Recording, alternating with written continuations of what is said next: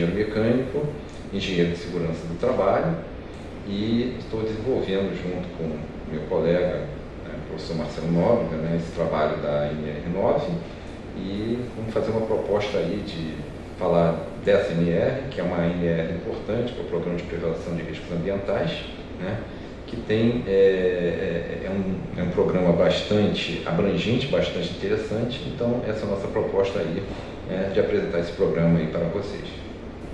Ok, vamos iniciar a falar sobre a NR9, que é o Programa de Prevenção de Riscos Ambientais, que é uma norma importante aí para a garantia da saúde do trabalhador e na questão de prevenção de riscos. Então, esse programa se divide em objeto, que é campo de aplicação, na estrutura desse programa, o desenvolvimento do mesmo, das responsabilidades, e informação, ou seja, divulgação desse programa para os trabalhadores.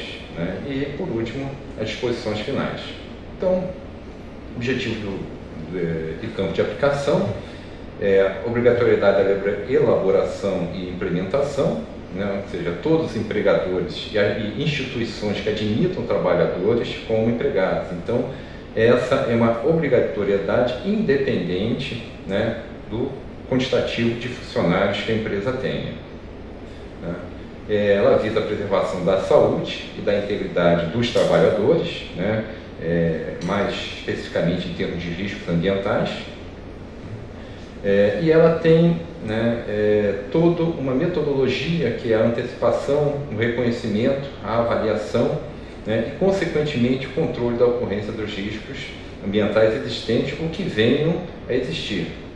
Então, na verdade, essa metodologia ela trabalha tanto no que já existe, quanto também trabalhar na prevenção do que possa ocorrer em termos de uma mudança de um processo de fabricação, e esse processo venha a trazer ao ambiente, a trazer ao trabalhador algum risco à sua saúde.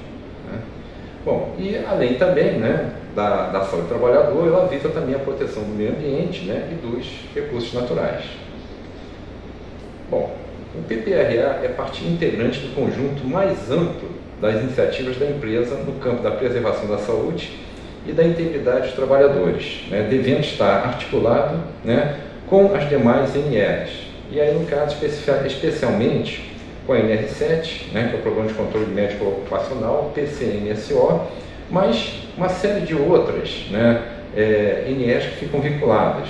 Então, é todo um conjunto que o objetivo é trabalhar em cima da análise desses riscos ambientais, do seu controle, e assim garantir que o trabalhador ele não venha adquirir uma doença ocupacional. Bom, como foi falado anteriormente, independente do número de empregados registrados e do tipo da atividade econômica, todas as empresas e instituições devem elaborar e implementar o PPRA. Então ele deixa bem claro que não basta simplesmente elaborar, ter um documento lá atendendo a legislação, mas ele tem que ser implementado, e justamente esse programa ele tem todas umas etapas, umas metodologias para que seja implementado corretamente. Então, para efeito dessa NR, consideram-se riscos ambientais os agentes físicos, químicos e biológicos existentes no ambiente de trabalho, que, em função da sua natureza, concentração ou intensidade e também do tempo de exposição a esses agentes, são capazes de causar danos à saúde do trabalhador. Então, nós vamos falar um pouquinho sobre os riscos ambientais, que estamos aqui já por informados, são riscos físicos, químicos e biológicos, principalmente. Bom, este programa não deve ser um documento isolado aos demais, mas sim uma parte integrante de um conjunto de iniciativas da empresa, no campo da preservação da saúde, da integridade dos trabalhadores, e deve estar articulado com os demais, conforme a gente já tinha falado anteriormente. Bom, e aí vem a palavra muito utilizada, que é a ARAC, que justamente são as iniciais. O primeiro A é a antecipação, o segundo é reconhecimento, o terceiro é a avaliação e o quarto controle. Então forma aí o ARAC, que é justamente a metodologia utilizada para elaborar e implementar o PPRA. E nós temos assim a antecipação, que é o primeiro, né? É a ação de realizar ações e projetos futuros para evitar o aparecimento de possíveis riscos. Então, quer dizer, é uma das bases, né, da segurança do trabalho, antecipar, né, não deixar que a coisa aconteça. Então, isso, né, na verdade está incluído, né, em todas as ANS, mas a antecipação, né, a ação, né, ser proativo, né, ao que pode acontecer né, uma das bases, justamente é o primeiro ponto, né, do PPRA. Segundo ponto, né, é reconhecimento, né? Então, com os riscos existentes na empresa, esta deverá reconhecer os agentes como se propagam seus possíveis danos, né? Ou seja, fazer uma avaliação qualitativa inicialmente. Então, quer dizer, na antecipação, né, o objetivo é verificar quais são os agentes. E na segunda etapa reconhecer, mas reconhecer de forma, né, quantitativa, poder, né, fazer a medição. Então, essas são as duas primeiras etapas e depois vem a avaliação. Então, com os riscos reconhecidos, deverá ser feita uma avaliação quantitativa dos agentes aos quais os trabalhadores estão expostos, né, ou seja, os físicos, químicos e biológicos.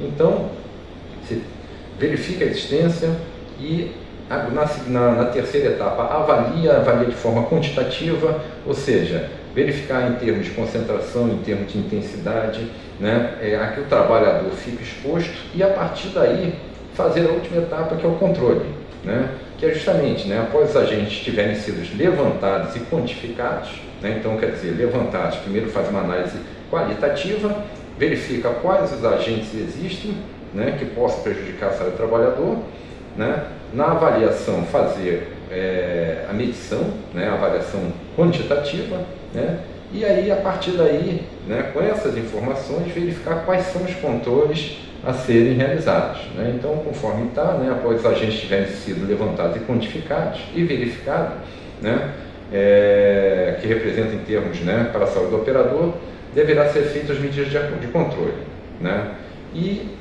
em termos dessa avaliação quantitativa dos agentes, deverá ser comparado aos limites de exposição apresentados na NR15, né? Ou seja, foi verificado, né, que há algum produto químico e esse produto químico ele é nocivo ao trabalhador, né? Então, primeiro foi feita a análise qualitativa, verificou que ele existia, depois uma avaliação quantitativa, né, qual a sua concentração, e aí, né, de posse dessa medida, né, tem que verificar na NR15. Né? Na NR15 ela tem diversos produtos químicos ali e nela informa, né, qual é o seu limite, né, o máximo que o trabalhador ele pode ficar exposto. Né? E é o que, né, e na falta, né, ou seja, a NR15 ela não tem todos a relação de produtos, né, porque é uma quantidade muito grande, então, né, dá a opção, né, de usar normas internacionais, né, como, né, a American Conference of Government of Industry, né, que é uma norma americana, né, quando a NR15 ela não tem todas as informações desses produtos, ou não tem esses produtos, então vai nessa norma americana, ACG-IH. Bom, então, um dos agentes, né, que foram falados aí, na verdade, são três principais e dois, né, que são assim, importantes também, mas começa sempre com esses três principais, que são os agentes físicos. Né? Então, agentes físicos são as diversas formas de energia que possam estar exposto ao trabalhador, ou seja, ruído, vibração, pressões anormais, né, temperaturas extremas, radiações ionizantes, radiações não ionizantes, né, bem como infração ou ultrassom, ou seja, né, máquinas que são muito ruidosas, né, elas agridem o trabalhador e é um agente físico, né, um trabalhador que trabalha em local que vive muito, ou, né, por exemplo, um mergulhador em que está exposto à pressão hidrostática, né, que gera pressões anormais. Né, então, tudo isso aqui, né, são os agentes físicos. Né, temos aí também radiações ionizantes, né, radiações não ionizantes, que são normalmente vindas por exemplo, de processos de soldagem, né, e outros agentes físicos que causam danos à saúde do trabalhador.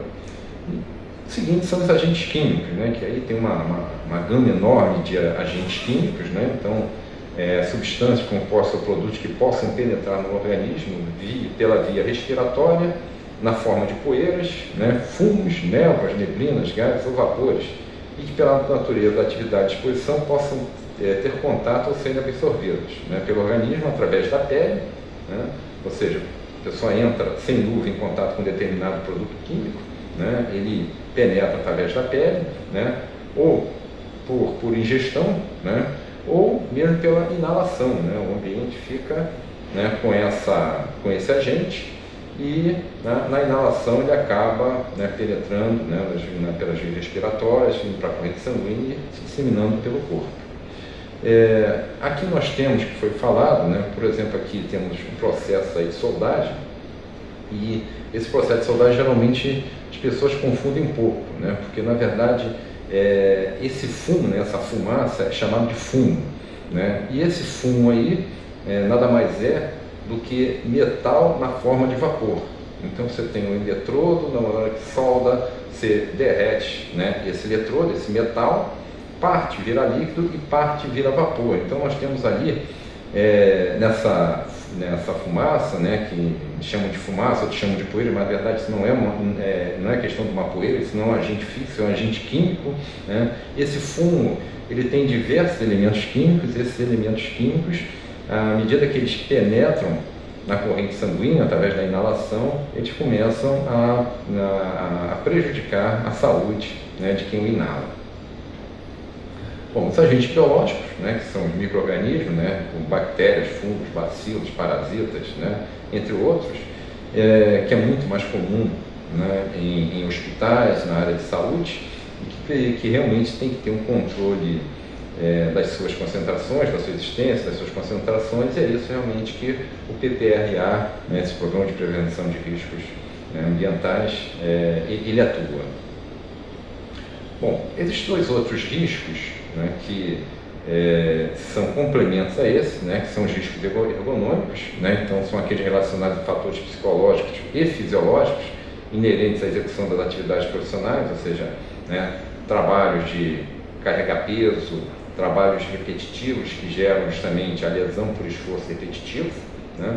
Então, isso tudo, né, ele faz parte, né, como está no programa mais amplo, né? Então tem o PPRA e tem documentos ou programas que aliam, né, ficam aliados para realmente garantir a saúde do trabalhador.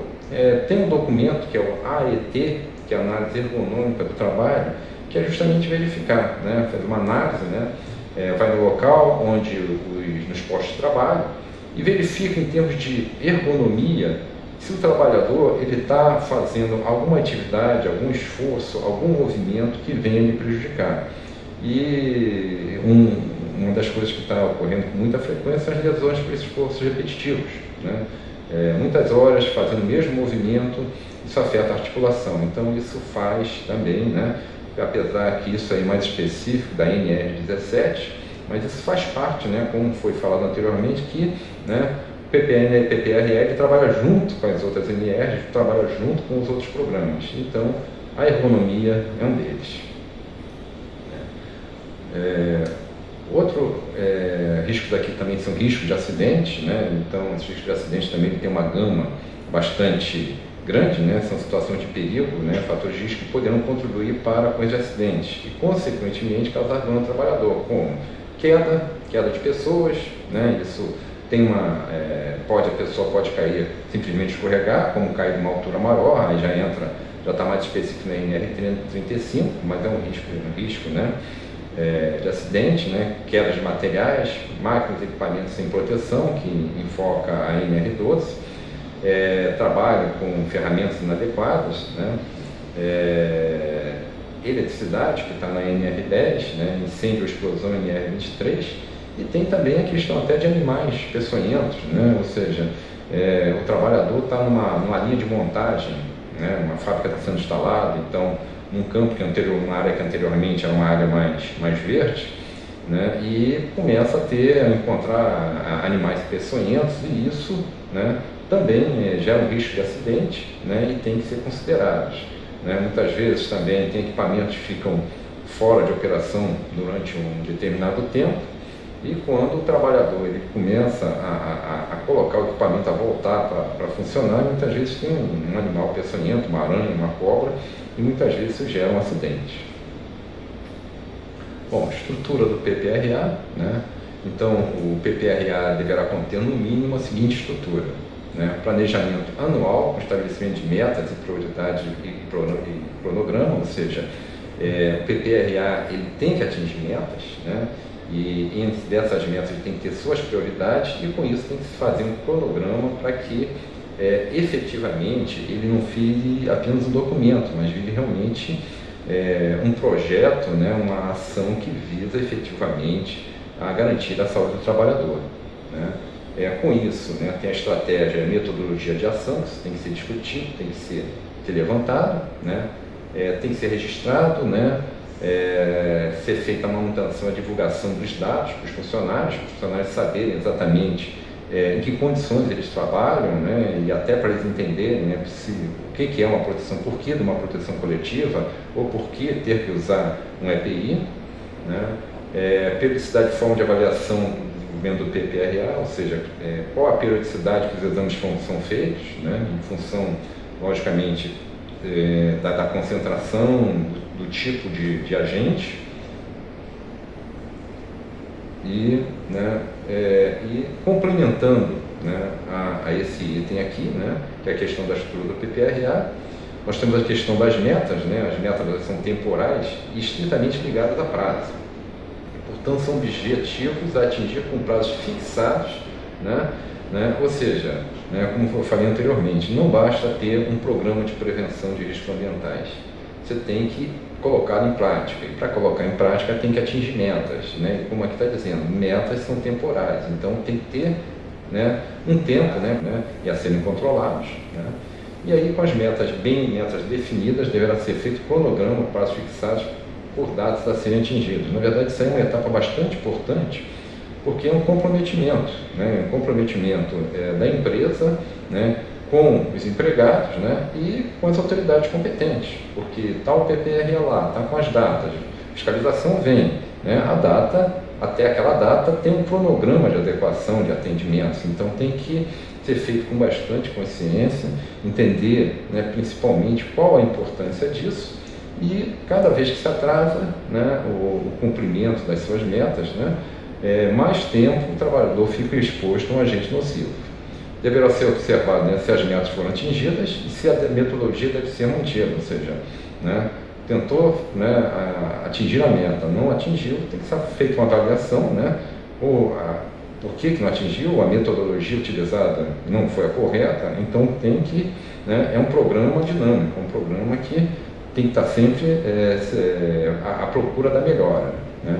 E a aplicação deste programa deverá ser sempre seguida de uma avaliação de sua aplicação e eficiência aos membros da CIPA em períodos não superior ao ano, ou seja, né, PPRA, ele, no mínimo, né, no período máximo, ele é anual, podendo ter períodos mais curtos, né, em função de uma série de condições, né, de trabalho. A própria CIPA, ela tem que acompanhar isso, e se a CIPA ou se o próprio CERN julgar, né, ou até mesmo o sindicato julgar que esse tempo tem que ser menor, então, né, as avaliações têm que encurtar para que realmente, né, seja garantida, né, que a saúde do trabalhador não vai ficar comprometida. O desenvolvimento do PPRA, né, então, no item 9.1.2, né, as ações do PPRA devem ser desenvolvidas no âmbito de cada estabelecimento da empresa, sob a responsabilidade do empregador, com a participação dos trabalhadores, sendo sua abrangência e profundidade dependente das características do risco e das necessidades de controle. Então, portanto, né, conforme está dizendo ali, qualquer pessoa ou equipe de pessoas vinculadas à empresa e designadas pelo empregador poderá elaborar o PPRA. Então, quer dizer, o empregador é o responsável, mas, né, o PPRA vai ser feito com a participação dos trabalhadores, né? E aí, né, nós temos, né, o empregador também, ele poderá contratar um profissional ou equipe qualificada tecnicamente para ajudar seus funcionários na elaboração do PPRA. Ou seja, a CIPA ou o CERN, muitas vezes ele não tem na sua equipe, né, toda a competência técnica para fazer o PPRA. Então, né, é permitido ao empregador contratar uma firma terceirizada ou, né, um profissional, né, qualificado para isso, e este ajudar, né, a fazer as avaliações, a fazer as medições, os reconhecimentos, né, e juntamente, né, com os funcionários da empresa elaborar, né, o PPRA, e depois, né, logicamente, esse profissional ele pode ajudar a colocar em prática ou, né, os próprios empregados ficam responsáveis, né, os projetos da empresa ficam responsáveis pela essa continuidade. O item 931 também é a elaboração, implementação e acompanhamento e avaliação, né, do PPRA poderá ser feito pelo serviço, né, especializado de segurança, que é o CERT, ou por pessoas da equipe de pessoas que, a critério do empregador, seja capaz de desenvolver. Então, o empregador é o responsável, então é ele que vai designar efetivamente quem vai trabalhar no PPRA. Bom, vamos falar da antecipação.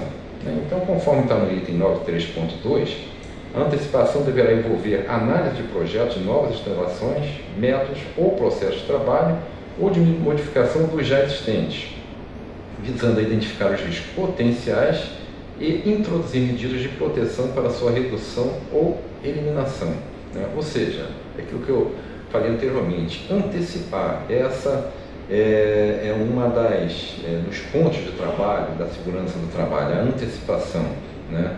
Ou seja, se a empresa ela vai modificar processo de trabalho, ou, né, ela já tem um processo, mas vai fazer algumas modificações, né, essas modificações elas podem ser benéficas ou não. Então, antes, né, efetivamente, que esse processo ele seja posto em prática, né, tem que haver a antecipação do CERT, da CIPA, das pessoas envolvidas diretamente com a saúde, né, a preservação da saúde dos trabalhadores. Então, deverá ser feita a antecipação de estudos relativos a riscos ambientais, né, que é justamente riscos físicos, químicos, biológicos, né, de acidentes, né, durante o projeto de novas instalações ou implementação de novos métodos de trabalho, bem como na mudança dos já existentes. Né. A antecipação busca, na sua análise, identificar novos riscos que possam surgir ou que venham a aumentar, né, a potencializar os que já existem. Então, né, é uma etapa importante, a antecipação, né, que da palavra ARAC, né, é a primeira. Né. Depois nós vemos a segunda, né, que é o reconhecimento dos riscos ambientais. Né, e aí, no item 933, ele fala que tem que ter as seguintes etapas. Né, a identificar o risco, determinar e localizar as possíveis fontes geradoras, que é justamente, né, se tem um agente, né, de onde vem esse agente, aonde vem essa fonte aí. Então, não só determinar da onde, né, ele surge, qual a sua fonte, como também, né, analisar por onde, né, ele vai percorrer e quais são as pessoas que serão afetadas, né, com esse agente. A identificação das possíveis trajetórias, justamente, né, dos meios de propagação dos agentes no ambiente de trabalho, ou seja, né, muitas vezes você tem um equipamento, você tem um processo em determinado local, né, ele acaba espalhando para esse ambiente, mas muitas vezes as correntes de ar levam, né, tem umas trajetórias diferentes e pode, né, trabalhadores que não estão diretamente envolvidos com esse agente, né, por exemplo, um agente químico, eles acabam tendo uma doença ocupacional, né, embora não trabalhem tão diretamente com ele. A identificação das funções e determinação do número de trabalhadores expostos, justamente, tanto os que trabalham diretamente como os que, em função dessa trajetória do agente, possam ser afetados. A caracterização das atividades, tipo de exposição, né, ou seja, quanto tempo o trabalhador fica exposto a esse agente. Certo? Obtenção de dados existentes na empresa, indicativo de possível comprometimento da saúde decorrente do trabalho, ou seja, um trabalho de pesquisa que tem que ser anotado, tem que ser registrado para garantir realmente a efetivação, né, do PPRA. Os possíveis danos relacionados aos riscos identificados disponíveis na literatura técnica, né, justamente. Né, a NR15 ela tem um anexo que ela dá diversas de produtos químicos, né, que pode afetar a saúde do trabalhador. Tem a ACGIH, né, que é a norma americana, que também tem mais informações, ou seja, né, tudo isso tem que ser feita uma pesquisa, né, para saber, né, em função, né, desses agentes, quais são os danos, né. Então, é um trabalho, o PPR é um trabalho muito importante, um trabalho de pesquisa, né, é um trabalho que, se bem aplicado, realmente é garantido aí a preservação aí da saúde, né, dos trabalhadores que estão envolvidos. Bom, o reconhecimento, justamente, né, que a gente está falando, é uma etapa muito importante e deverá ser feito com muita atenção, procurando levantar os riscos existentes e utilizando as melhores técnicas disponíveis, né. Os dados levantados devem ser registrados e farão parte do documento do PPRA. Então, quer dizer, tem a antecipação, tem o reconhecimento. O reconhecimento, na verdade, é uma análise qualitativa. Ele tem que verificar, né, em cada setor da empresa, onde possa, né, quais são os agentes que possam estar ali existentes, e a partir dessa informação, esses agentes serem medidos.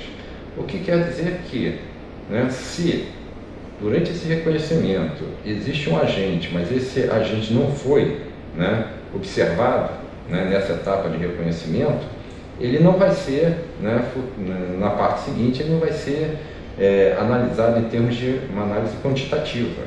E aí ele é como se não existisse. Então gera uma falha muito grande no PPRA, né? Ou seja, vão ser feitos vários esforços, mas um agente não foi reconhecido, não foi medido e, portanto, não vai ser monitorado, não vai ser controlado. E como muitos PPRAs levam até um ano, o trabalhador vai ficar exposto, né, a esse agente durante um ano, né, ou até mais, até que, né, realmente ele efetivamente seja reconhecido. Então, essa parte aí do reconhecimento é uma etapa muito importante, é uma etapa que não só tem que ser feito da melhores técnicas disponíveis, mas também da experiência de quem o faz, né, ele perceber que determinados processos geram alguns determinados agentes, né, do tipo, por exemplo, você tem um ambiente que tem um processo de soldagem, então tem aqueles fumos de solda. Aqueles fumos de solda, eles variam em função do tipo de solda, em função do tipo da vareta a ser utilizado, porque os elementos químicos presentes variam, né, de um processo para o outro, né, de uma vareta de solda para outra vareta de solda. Então, quer dizer, ele pode ter um determinado elemento químico em maior concentração, já um outro processo, uma outra vareta tem um outro determinado produto químico em maior concentração, e aí vai pedir uma análise, né, em termos do quantitativo desse elemento químico. Então, se essa análise desse elemento químico não for reconhecida, não vai ser feita e, como falei, vai acabar o trabalhador ficando exposto, né, por uma falha do reconhecimento. Então, essa é uma etapa que tem que ser feita com muita atenção.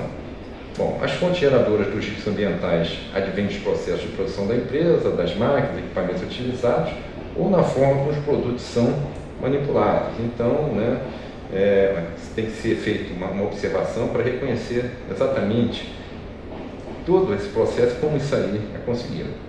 Bom, com o reconhecimento será possível conhecer agentes nocivos e suas fontes que servirão para futuras tomadas de decisões com medidas de caráter administrativo e coletivo. Ou seja, as tomadas de decisões vão partir dessa etapa importante aí, que é do reconhecimento. Bom, os agentes causadores dos riscos ambientais muitas vezes não se localizam em um só setor, aquilo que foi falado anteriormente, né? Você tem um setor em que tem um agente químico, mas a trajetória, né, esse agente químico ele se espalha no ar, você tem uma determinada corrente de ar, essa corrente de ar leva esse agente para um outro setor, e as pessoas que não trabalham diretamente acabam sendo desenvolvendo alguma doença em função disso. Então, quer dizer, os agentes causadores dos riscos ambientais muitas vezes não se localizam em um só setor, mas podem se propagar pelo ar, outros meios de propagação, para outros setores e também para fora do perímetro da empresa, né? Em termos de empregados, surge o termo grupo homogêneo de risco, né? Que são grupos de trabalhadores, né, que não necessariamente são do mesmo setor, né, mas que ficam expostos ao mesmo, né, agente. né? Então, né, essa é uma palavra importante, grupo homogêneo de risco, ou seja, são todos aqueles, né, que ficam suscetíveis a desenvolver uma doença por um agente, embora não estejam trabalhando no mesmo setor. Bom, a obtenção de dados é uma pesquisa importante, né, que abrange os produtos químicos utilizados, né, tem que analisar também as máquinas e equipamentos, de maneira que possam subsidiar, né, nas decisões, né, no monitoramento, né, ou seja, garantir, né, a proteção e a saúde do trabalhador. Bom, a avaliação quantitativa deverá ser realizada sempre que necessária para, né, então, foi reconhecido, né, e aí tem que fazer essa avaliação quantitativa. Então, deverá ser realizado sempre que comprovar o controle da exposição ou inexistência de riscos identificados na etapa de reconhecimento. Então, volta uma vez, né, a questão do reconhecimento, né. Então, reconheceu, né, se reconheceu, você vai ter que fazer ou um controle, né, desse processo, ou, né, se foi feita alguma medida, né, por exemplo, administrativa, verificar se agora com essas medidas, né, com essas proteções coletivas, esse agente, né, ele não existe mais. Então, a avaliação quantitativa, ela também é a garantia que as tomadas de decisões foram feitas corretamente. Bom, dimensionar a exposição dos trabalhadores, né, justamente em termos de avaliação quantitativa, né, quais as concentrações, qual a intensidade que o trabalhador fica exposto, né, subsidiar o equacionamento das medidas de controle, ou seja, medidas administrativas, coletivas que vão ser feitas futuramente, né, elas são subsidiadas, vão tomar como base essas informações. Né. Bom, avaliação quantitativa, né, tem que finalidade de quantificar a concentração e ou a intensidade do agente, né, físico, químicos e biológicos, né, e caso, né, que foi falado na etapa do reconhecimento, algum agente não seja observado, o mesmo não será quantificado e, portanto, não existirá no PPRA. Né. A avaliação quantitativa deve ser realizada de acordo com o estabelecido no programa, a fim de verificar que as ações de controle previstas estão sendo capazes de decisão de novas ações, né, se constatada a necessidade. Né. Então, né, o programa é dinâmico, né. Foram feitos reconhecimentos, foram feitas avaliações, foram tomadas as decisões e após um período, né, é feita uma nova avaliação quantitativa para verificar, né, se essas medidas estão tendo eficiências ou não. Bom, das medidas de controle, né, ou seja, depois da avaliação quantitativa, como é que vai ser feito, né, o controle, esse monitoramento. Então, medidas de controle deverão ser adotadas de medidas necessárias, suficientes para a eliminação, a minimização ou o controle dos riscos ambientais, sempre que forem verificadas uma ou mais das seguintes situações. Então, de acordo aí com a NR, a identificação da fase, né, a fase de antecipação do risco potencial à saúde, né, constatação na fase de reconhecimento de risco à saúde, né, e aí, né, dando sequência aqui, o item C, né, quando o resultado das avaliações quantitativas da exposição dos trabalhadores excederem os valores limites previstos na NR15, que foi falado, a NR15 ela tem um anexo, ela tem os limites, né, previstos, limites de exposição, né, e na ausência da NR15, né, na ausência deste limite, né, tem que ser adotados os valores da ACG-IH, né, que é a norma americana, né, ou, né, aqueles que venham a ser estabelecidos em negociação coletiva de trabalho, desde que mais rigorosos do que os critérios técnicos legais estabelecidos. Então, muitas vezes, o próprio sindicato ele já tem conhecimento, né, de alguns agentes, né, químicos, e muitas vezes esse agente químico ele pode não estar no anexo da NR15, né, ou até mesmo, né, por algum motivo não está na ACGIH, então, né, um acordo coletivo pode, né, ser acordado, né, de algum, né, agente químico, por exemplo, específico, ele tem que participar aí das avaliações e do controle de exposição. Né. Bom, quando através do controle médico da saúde ficar caracterizado o nexo causal entre danos observados na saúde, os trabalhadores e a situação dos trabalhadores é que eles ficam expostos, ou seja, quando seja verificado realmente esta causa. Bom, o item 9351C, né, permite a utilização de parâmetros do ACG/IH, né? Ou seja, voltando aqui rapidamente, que é o item C aqui, né? Que fala justamente dos parâmetros, né? Quando não tiver da NR15, utilizar da norma americana ACG/IH. Né? Então, permite a utilização dos parâmetros da ACG/IH e assim possibilita uma complementação da listagem apresentada no anexo 11 da NR15. Mas uma coisa importante, né?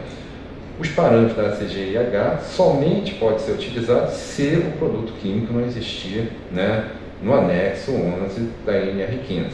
Então, né, primeiro, né, o que está na NR15, depois o que está na ACG/HI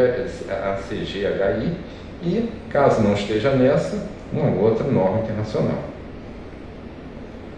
Bom, todos os produtos lá relacionados e seus respectivos limites de tolerância foram retirados das tabelas da ACG/IH.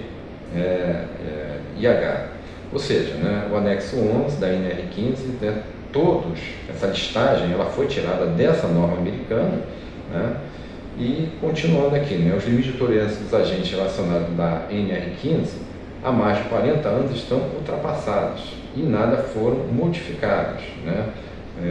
A ACG/IH modifica constantemente os limites de tolerância a favor da proteção da saúde do trabalhador. Então, a NR15 desde 1977 mantém os mesmos limites de tolerância para os agentes químicos relacionados, né? Então, isso aqui foi tirado do site SST Legislação, o que realmente é um fato bastante preocupante, né? Embora a gente não esteja falando diretamente da NR15, né? Mas o PPRA ele tem como base os dados da NR15. Primeiro tem que ser obrigatoriamente usado os dados da NR15, porém esses dados são de 1977, ou seja,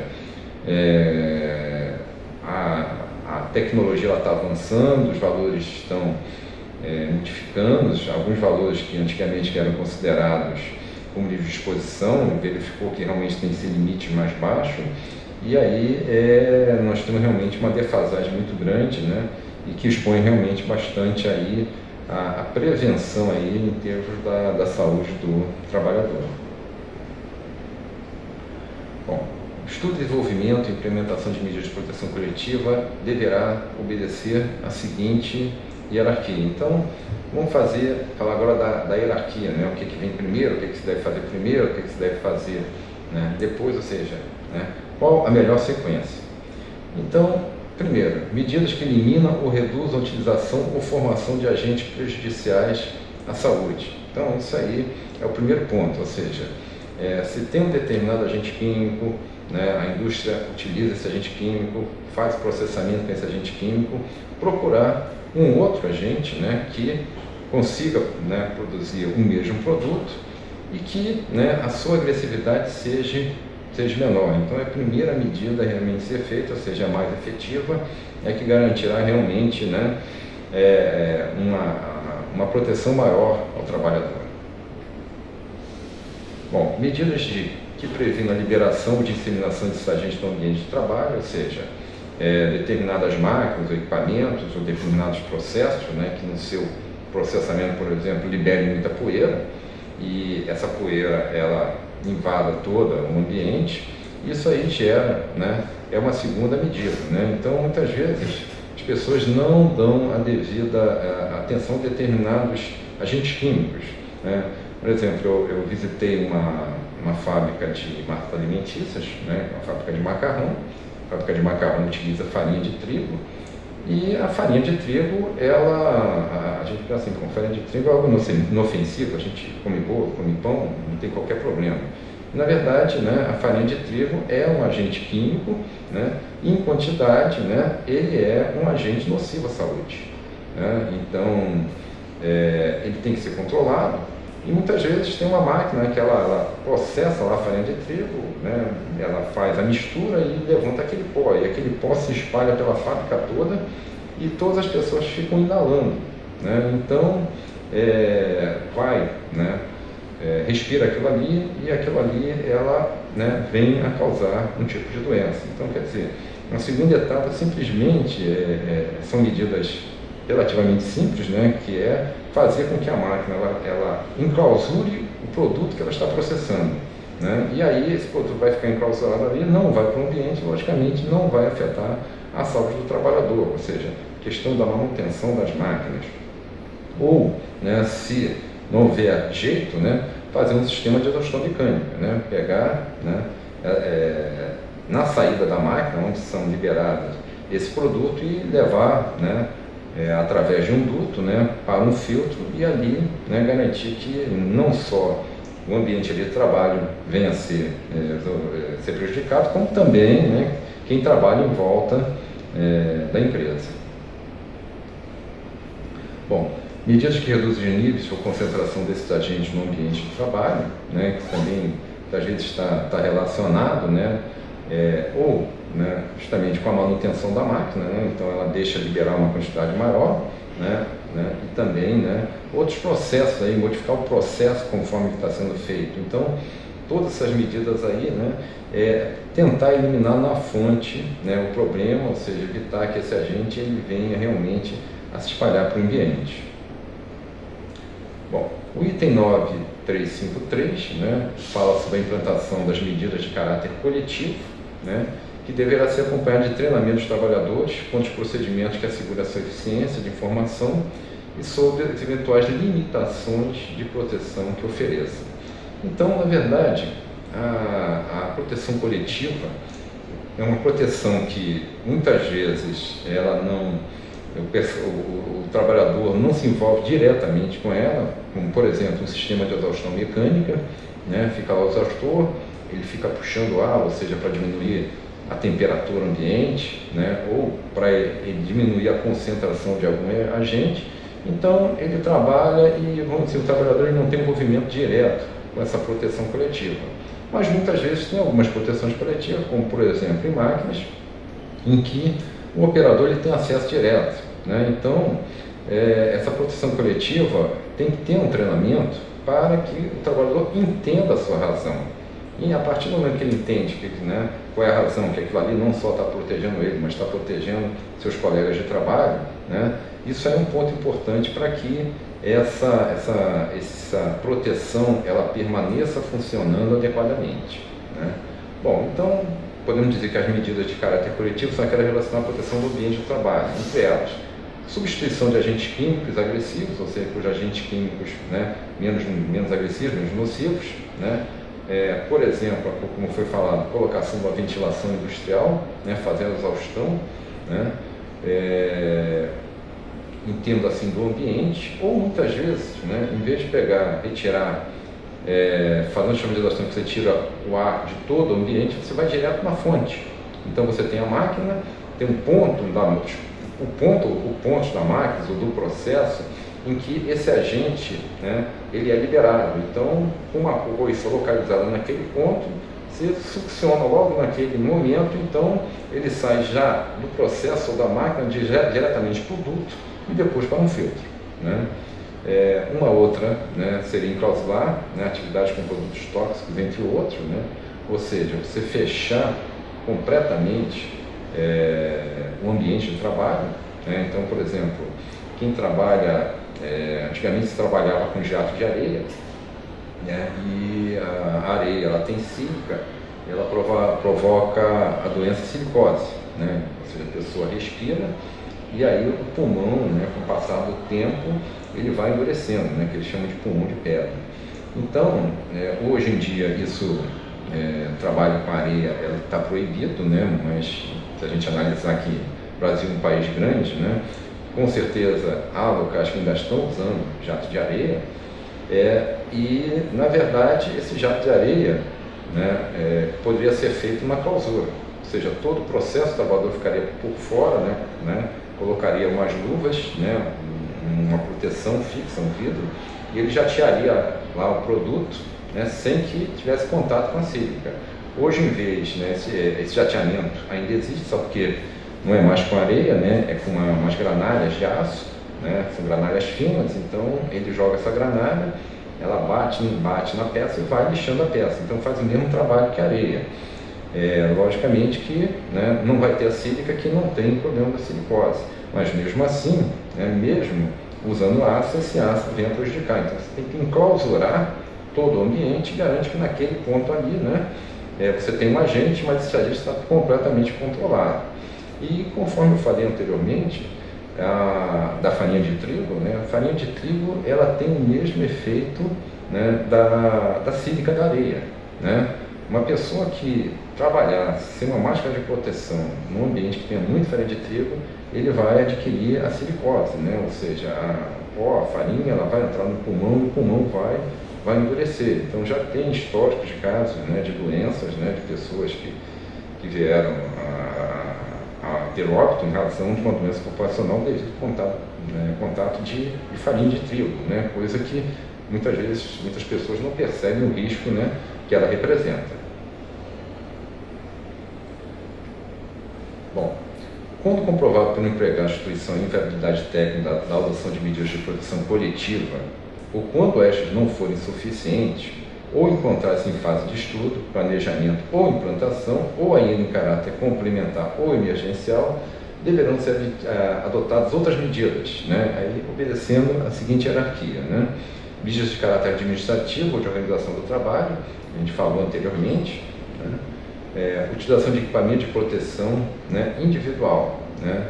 E aí, né, esse equipamento de proteção individual vamos dizer, é o último aí na hierarquia, porque ele, primeiro que ele incomoda muito, né? Trabalhar o dia todo com uma proteção é algo que realmente incomoda, isso causa uma resistência normal do trabalhador, então tem que ser feito um trabalho muito junto, né, junto aos trabalhadores, para eles entenderem a importância, entenderem quais são as doenças que eles podem adquirir, as doenças ocupacionais, entender quem são esses agentes, né, e essa proteção estará protegendo esses agentes.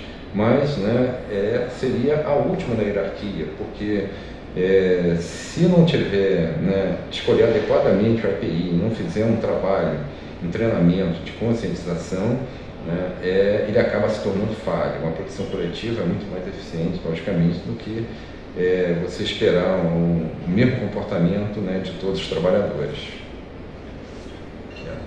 Bom, falar de nível de ação, e antes de falar de nível de ação, vamos falar de limite de tolerância ou limite de exposição ocupacional, né, que é justamente a concentração ou intensidade de agentes ambientais abaixo do qual a maioria dos expostos não deverá apresentar danos à saúde, né? Então, justamente, né, para cada produto químico existe um limite de tolerância, né? Ou seja, em termos de concentração, né, aqui o trabalhador ele pode ficar exposto ao entrar em contato com ele. Então, né, esse limite de tolerância que está falando, abaixo desse limite de tolerância é garantido que não vai gerar doença ocupacional, ou seja, o agente ele não vai causar doença. Então, logicamente, esse limite vai ser feito a sua análise aí, por exemplo, aí de concentração.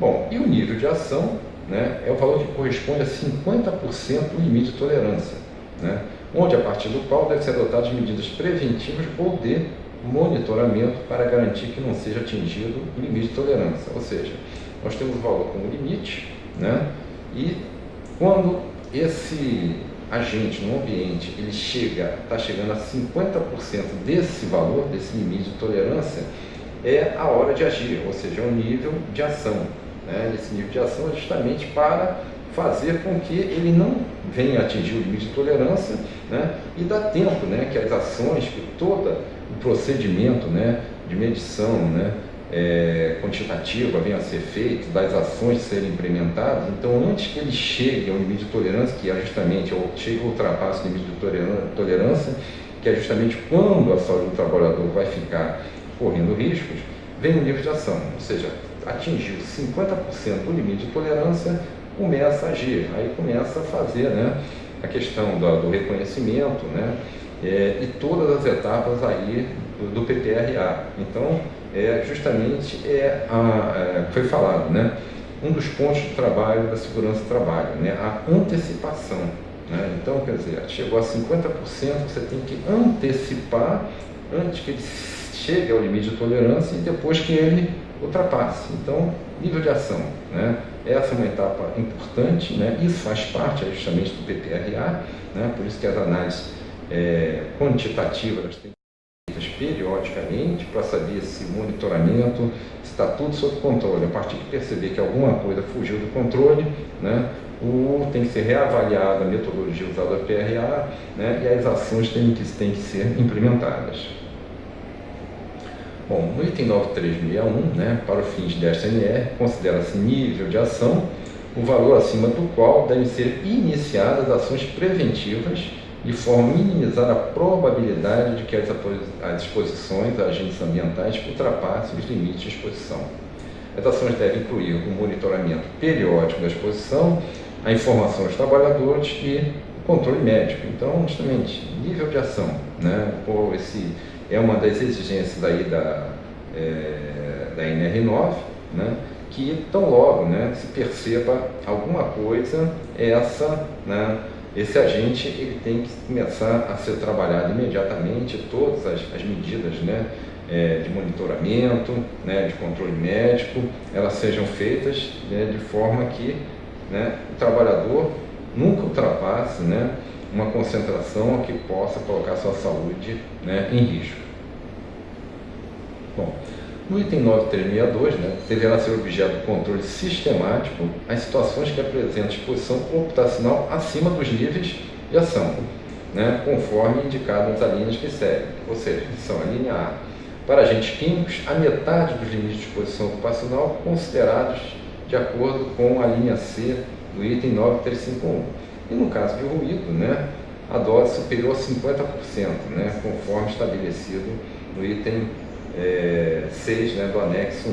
Então, quer dizer, existe uma diferença entre o controle do ruído, né, que é um agente físico, e o controle de produtos químicos, né, que são justamente os agentes químicos. Né? Então, há uma diferença técnica entre elas e é por isso que tem esse item aí informando, detalhando essa informação.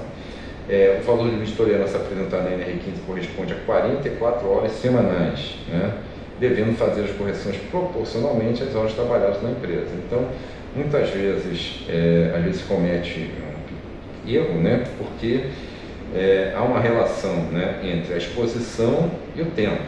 Né? Então, na NR15, ela dá o seu limite de tolerância, né, ou seja, a intensidade. E o tempo se relaciona são a 44 horas semanais. Né? Se o trabalhador trabalha menos que isso, né, tem que fazer proporcionalmente, né, o cálculo desse limite de tolerância. Ou se ele trabalha mais horas do que isso, faz horas extras, esse limite aí de tolerância, né, ele acaba ficando, né, tendo que tomar medidas, né, proporcionais a essa exposição. Bom, monitoramento. Né?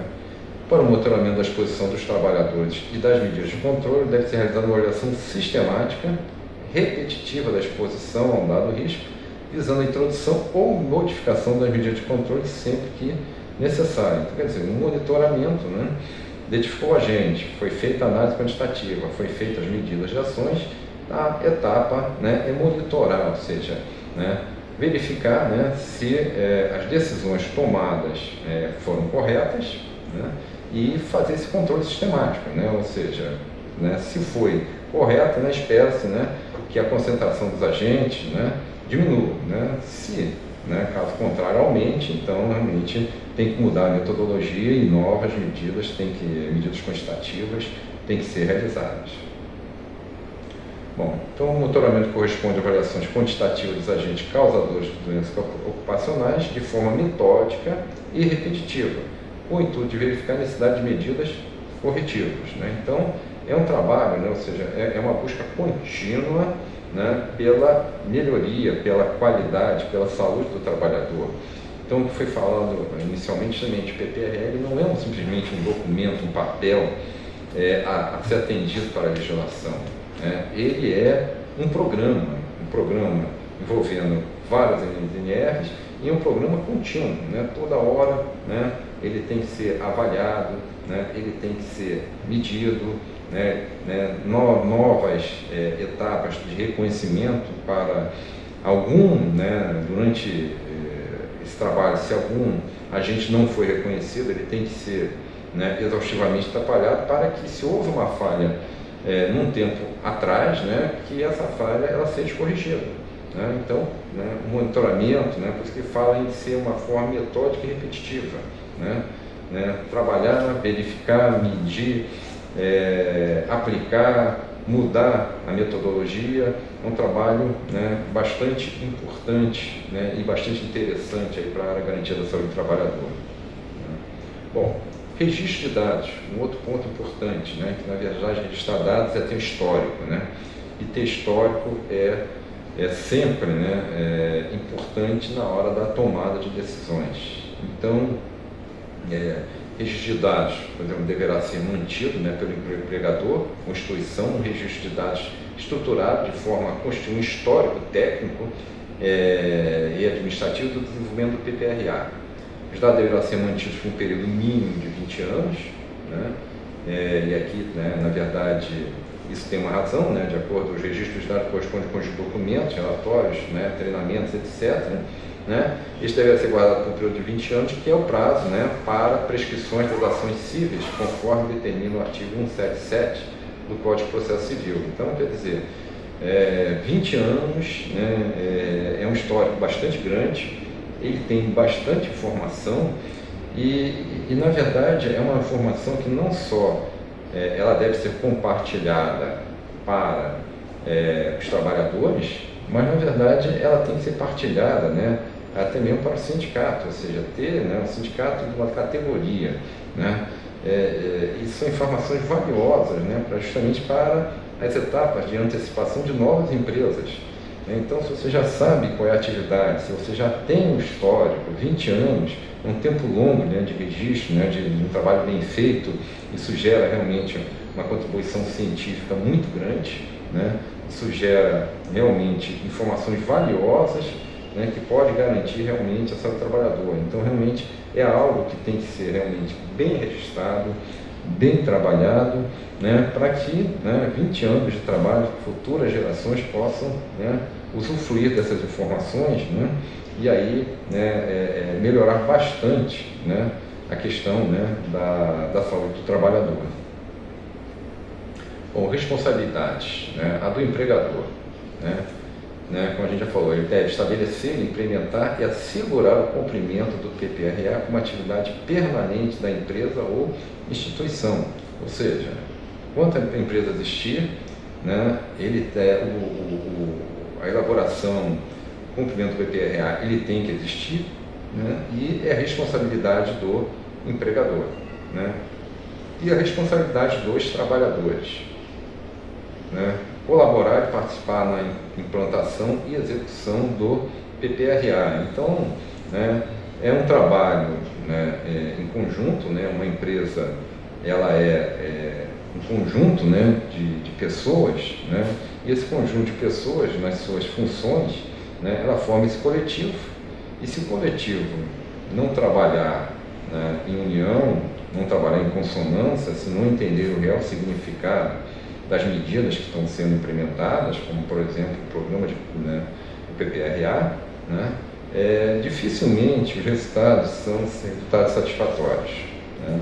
Então, tanto o empregador como trabalhadores, eles têm que estar envolvidos, né, participativos, para que realmente, né, o objetivo final, né, ou seja, a saúde para o trabalhador, ela seja garantida. Bom, também para os trabalhadores, seguir as orientações recebidas nos treinamentos oferecidos dentro do PPRA, a efetividade, né, do PPRA e a participação dos trabalhadores, ela só vai ocorrer depois de muitos treinamentos, depois da conscientização, né, o que é o agente, o que esse agente pode provocar de dano na saúde do trabalhador. A partir do momento que ele já começar a entender isso, ele vai entender melhor, né, a função de uma proteção coletiva, por que ele tem que usar o EPI, e assim garantir a sua integridade, né, a sua saúde. Informar o seu superior hierárquico direto ocorrências que, a seu julgamento, possam implicar risco à saúde dos trabalhadores, ou seja, né, o coletivo trabalhando, né, e logicamente que ele só vai conseguir passar essa informação né, para o seu superior, o trabalhador, a partir do momento que ele entender. Né? Então, né, ele tem que ter o treinamento, né? Ele tem que entender como é que tudo funciona. A partir do momento que ele entender, ele realmente vai estar participativo nisso aí. E é por isso que o PPRA também ele tem que estar à disposição dos trabalhadores. Né? Então, tem que falar, eles mesmo que olhar, né? E o PPRA, mesmo que não entenda muita coisa, já sabe que é um documento importante para a saúde dele, que há agentes químicos ali, e aí ele tem que, né, ajudar de alguma maneira, né, a proteção da sua saúde. Então, só através de muito treinamento, só através da conscientização.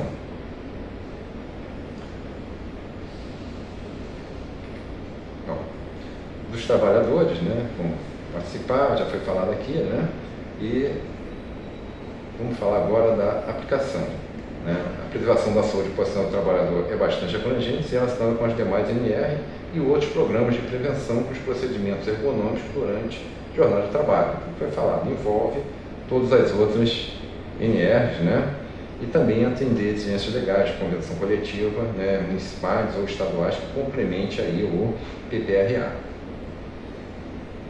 Bom, questão da informação, né? Os trabalhadores interessados terão direito de apresentar propostas e receber informações e orientações a fim de assegurar a proteção dos riscos ambientais.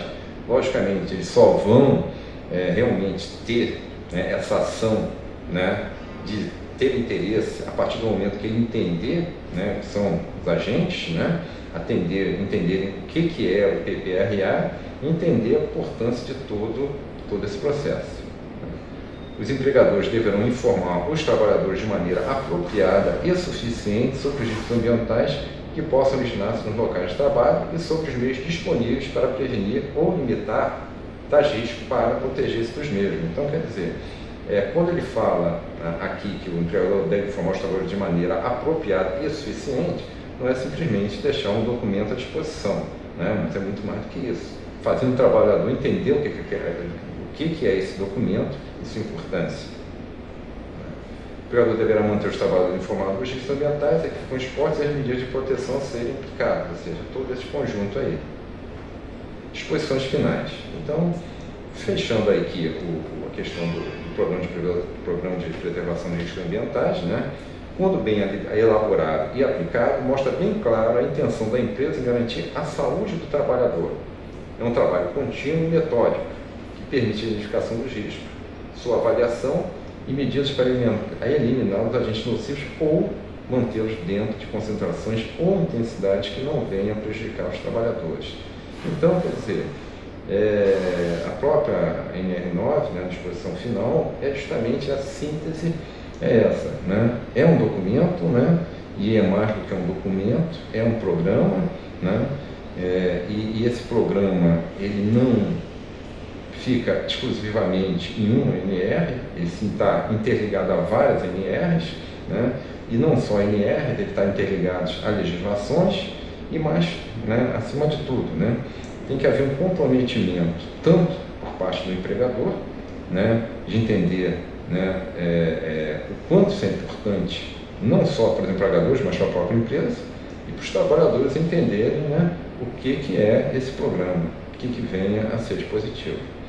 Bom, então, encerramos aqui, né, a apresentação aqui do PPRA.